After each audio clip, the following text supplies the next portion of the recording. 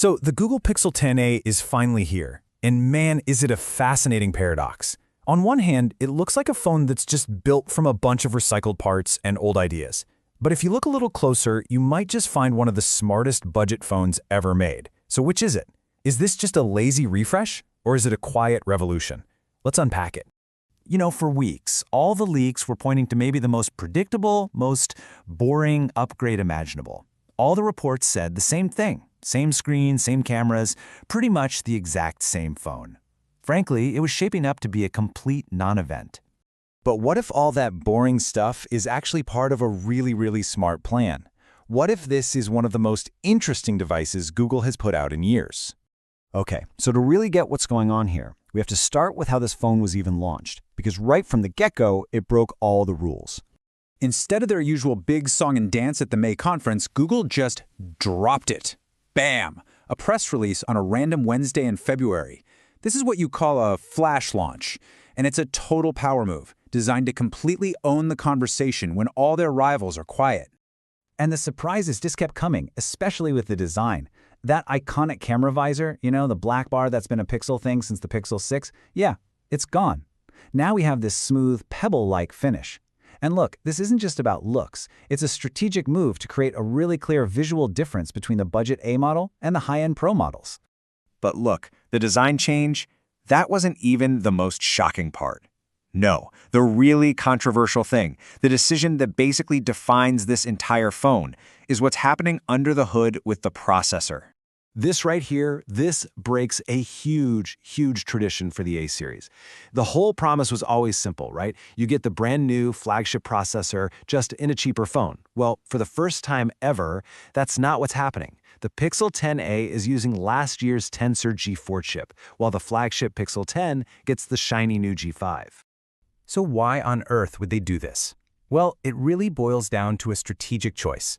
They were looking at this global chip shortage and had to make a call. Do we use the new G5 chip and jack up the price? Or do we stick with the older, easier-to-get G4 and hold that all-important $499 price point? They chose to protect the price. So what does that actually mean for you, for performance? Let's use an analogy. The new G5 chip, that's made by TSMC, think of that like a Michelin star kitchen. It's cool, super organized, incredibly efficient. The older G4, that's made by Samsung. It's more like a really busy, hot, kind of messy kitchen. I mean, it still makes amazing food, but it uses a lot more energy and gets a lot hotter to get the job done. And this is where that whole paradox thing really clicks into place. Because while Google took a step back with the processor, they took a massive leap forward in making this phone last. This is what we're calling the forever phone strategy. 7. Just let that number sink in. 7. That's how many years of guaranteed software updates, security patches, and even new features you're getting. A phone you buy today in 2026 will still be getting updates in 2033. I mean, think about that for a second. A high school freshman could literally take this phone all the way through college, and it would still be getting updates. That's wild. And they didn't just promise it to last, they actually built it to last. They finally got rid of that ancient Gorilla Glass 3. The 10a jumped straight to Gorilla Glass 7i. And that is a night and day difference in scratch and drop resistance, especially when you drop it on something hard like concrete. So to make up for that less efficient chip, Google basically just threw a monster battery at the problem. We're talking a massive 5100 mAh cell, which they claim gets you 30 hours of use. And they finally fixed the painfully slow charging. The new 45-watt charging is 90% faster than the old one. Thank goodness. They also packed in some really nice quality-of-life upgrades you might not notice at first. More efficient Bluetooth, satellite SOS for emergencies, and maybe the biggest one for your social life, Quick Share now works directly with Apple's AirDrop. Yes! Finally, the end of sending those blurry, pixelated videos to your friends with iPhones. But okay, what about the cameras? This is a Pixel, right? The camera is everything, and this is where Google is making its biggest and maybe its riskiest bet of all. Let's just be blunt about this. The camera hardware is pretty much the same as the Pixel 9a, which, by the way, was almost the same as the 8a. We're talking 3 years of stagnation on what is arguably the most important feature of a Pixel phone. So how can they possibly get away with that? Well, their whole answer is software. They've introduced something called Camera Coach, which is basically an AI photo director living in your pocket.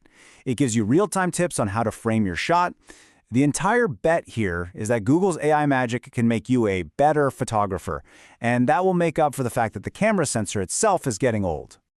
Okay, so let's pull this all together. What is the final verdict here?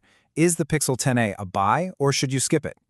The most important thing to get your head around is that this isn't a budget flagship anymore. That whole category might actually be dead. This phone is something different. It's essential tech. It's not a toy for us tech nerds to geek out over, it's a tool for everyday life. You know, think of it like the Toyota Camry of smartphones. It's not going to get your heart racing, but it's incredibly reliable, it'll last forever, and it just works. So who is this phone actually for? It's pretty simple, really. If you're someone who values longevity, durability, and a battery that just keeps going, if you're the kind of person who keeps a phone for 4, 5, maybe even 6 years, this is an incredible value. But if you live and die by benchmark scores and you absolutely have to have the latest and greatest camera hardware, yeah, this phone isn't for you. And that leaves us with a much bigger and honestly a more fascinating question for the future of tech. The Pixel 10a is basically a huge bet that smart software matters more than raw hardware. So as AI gets more and more powerful, are we heading into a future where the actual specs inside our phones matter a whole lot less than the intelligence of the cloud they're connected to?